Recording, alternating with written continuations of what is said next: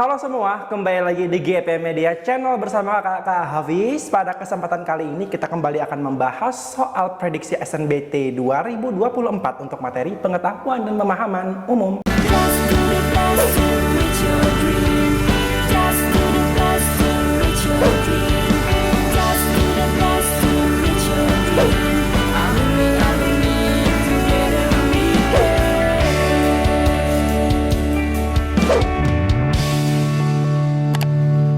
Kapan lagi kamu bisa ikutan tryout UTBK gratis di GP Media kalau bukan sekarang? Ikuti syaratnya dan kirim bukti screenshot di gpmedia.id ya, jangan sampai ketinggalan. Buat kalian yang lagi cari tryout SNBT dan ujian mandiri untuk masuk PTN, kita punya solusinya. GEP Media menyediakan tryout SNBT dan ujian mandiri untuk beberapa PTN ternama di Indonesia. Mulai dari harga 10.000, kalian sudah dapat ribuan soal prediksi, video pembahasan, dan ada kelas online-nya juga loh. Yuk daftar sekarang! Ya, langsung saja kita masuk ke soal yang pertama kita kali ini. Jika paragraf di atas, nah ini mungkin kamu agak familiar dengan teksnya karena ini merupakan soal latihan di video sebelumnya. Ya, kita akan bahas pada kesempatan kali ini. Jika paragraf di atas ingin dipisahkan menjadi dua paragraf, pengelompokan yang tepat adalah, coba kita baca dari yang pertama. Anomali cuaca adalah fenomena cuaca yang tidak biasa dan tidak sesuai dengan pola cuaca yang normal. Ya, oke, definisi umum, deskripsi umum terkait anomali cuaca. Lanjut. Fenomena ini dapat terjadi karena berbagai faktor. Salah satunya adalah pengaruh dari fenomena alam seperti El Nino atau La Nina. Oke, ini merupakan dia membicarakan mengenai penyebab ya, bahwasanya fenomena anomali cuaca ini bisa disebabkan akibat pengaruh dari fenomena alam seperti El Nino dan La Nina ya. Misalnya El Nino merupakan peristiwa pemanasan suhu permukaan laut di kawasan Samudra Pasifik bagian tengah dan timur yang dapat memengaruhi sirkulasi atmosfer global. Akibatnya pola angin dan distribusi curah hujan di berbagai wilayah termasuk Indonesia dapat mengalami gangguan signifikan bla bla bla. Anomali cuaca dapat dipengaruhi oleh perubahan iklim global. Oke, sampai di paragraf 5 anomali cuaca itu masih membicarakan mengenai dapat dipengaruhi alias apa saja yang bisa memengaruhi anomali cuaca ya, sampai bahkan di paragraf ke-5. Coba kita baca lagi ya. Oke, dipengaruhi oleh perubahan iklim global yang memengaruhi pola cuaca jangka panjang.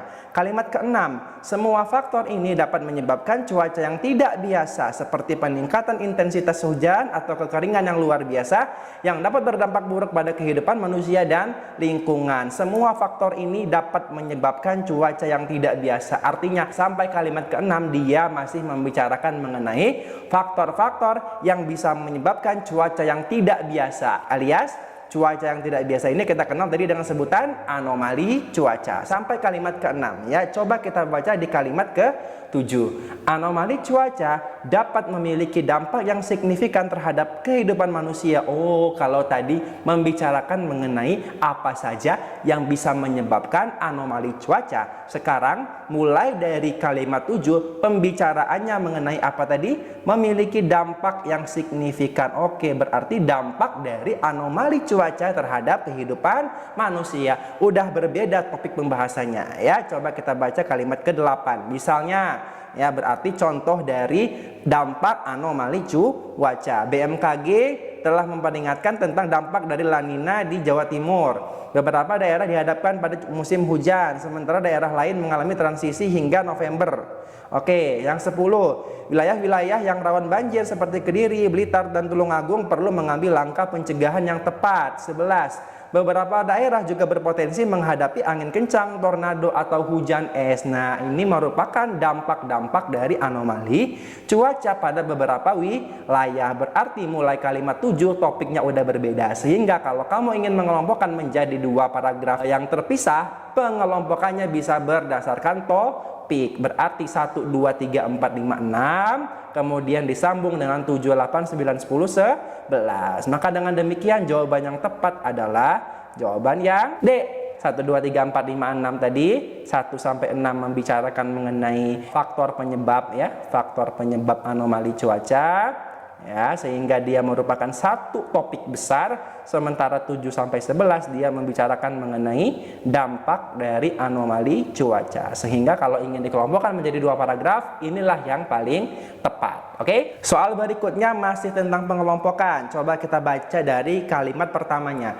El Nino adalah salah satu fenomena alam yang terjadi di Samudra Pasifik dan berhubungan dengan pemanasan suhu muka laut SML di atas kondisi normalnya. Oke, dia ngomongin mengenai ya pengantar atau definisi El Nino gitu kan. Fenomena ini dapat memengaruhi iklim global dan memiliki dampak signifikan pada pola cuaca di berbagai wilayah. Oke, El Nino terjadi ketika angin pasat timuran di Samudra Pasifik melemah, menyebabkan air hangat yang biasanya mengalir ke Amerika Selatan kembali mengalir ke wilayah tengah dan timur Samudra Pasifik. Oke, dia membicarakan mengenai mekanisme dari terjadinya El Nino ya.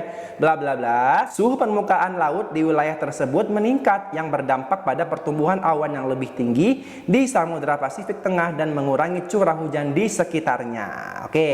Yang 5, peristiwa ini memengaruhi sirkulasi atmosfer global dan dapat memicu perubahan iklim di berbagai belahan bumi. Oke, berarti ini dia masih membicarakan mengenai ya mekanisme terjadinya El Nino itu serta beberapa hal-hal yang bersifat umum ya. El Nino memiliki dampak yang signifikan di Indonesia. Oke, dia sekarang membicarakan mengenai El Nino di Indonesia, dampak El Nino di Indonesia. Salah satu dampak utamanya adalah terjadinya kondisi kering dan berkurangnya curah hujan di sebagian wilayah Indonesia. Saat terjadi El Nino, sirkulasi Walker di Indonesia akan berbentuk subsiden yang menyebabkan potensi pertumbuhan awan konvektif berkurang. Akibatnya, beberapa wilayah di Indonesia, berarti dari kalimat 6 tadi, coba kita underline dulu ya, garis bawahi dulu. Ya, dari kalimat kelima ini dia udah spesifik membicarakan mengenai dampak El Nino di Indonesia. Kalimat 10, selain itu El Nino juga dapat meningkatkan risiko kebakaran hutan karena kondisi kering menciptakan lingkungan yang cocok untuk penyebaran kebakaran hutan. Oke, berarti dari kalimat 5 sampai dengan kalimat 10 itu pembicaraan mengenai spesifikasi dampak El Nino di Indonesia. Sehingga kalau kamu ingin menjadikan paragraf besar ini menjadi 2 paragraf, pengelompokan yang tepat adalah 1 sampai 5 ya, dan kemudian disambung dengan 6 sampai 10 ya. 1 sampai 5 membicarakan mengenai mekanisme terjadinya ya El Nino, dari 6 sampai 10 membicarakan mengenai dampak El Nino di Indonesia ya. Dampak di Indonesia. Berarti jawaban yang paling tepat untuk soal nomor ini ya, soal yang kali ini adalah yang mana coba? Yang C, 1 sampai 5, 6 sampai 10. Oke, soal berikutnya, pasangan kata dalam paragraf di atas yang membentuk kata baru. Coba kita lihat apakah mata uang, mata terdiri dari kata mata dan uang ya. Itu adalah pasangan kata. Apakah mata uang kalau disambung memiliki makna yang baru? Iya ya. Berbeda dengan mata dan uang, maknanya memiliki makna khusus ya, bisa berupa nilai tukar dan sebagainya ya. Ini merupakan pasangan kata yang dia membentuk kata baru ya. Boleh kamu cek di KBBI apakah mata uang kalau disambung itu ada maknanya apa enggak ya. Pasti ada maknanya ya, membentuk kata baru. Oke, ini berbeda dengan frasa ya. Kalau frasa ya seperti yang B, likuiditas pasar ini kan terdiri dari nomina dan nomina ya, tapi ini likuiditas pasar ini bukan merupakan istilah baru atau bukan merupakan kata baru, ini merupakan ya frasa aja gitu kan. Nah, yang C, potensi risiko juga bukan merupakan kata baru. Oh, kok disilang, maksudnya kakak mau silang itu bukan silang jawabannya ya, tapi silang bahwa itu adalah jawaban yang salah ya gitu. Berarti gini, nah ini silang ya, bukan jawabannya gitu ya.